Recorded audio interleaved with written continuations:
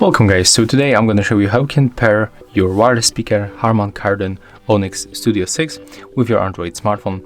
So at the first, we have to enter pairing mode in this speaker. So grab the speaker, power on by tapping on this button. When you make it, this indicator will start blinking like that. And you can tap on this Bluetooth button to enable pairing mode.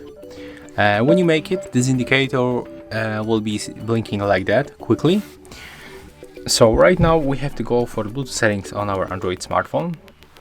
Enable Bluetooth by tapping on the switcher.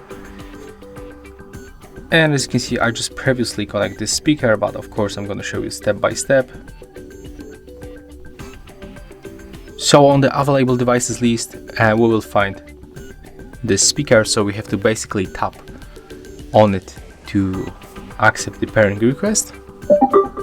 And as you can see and as you can hear, we are right now connected, so we can play some music, for example this one.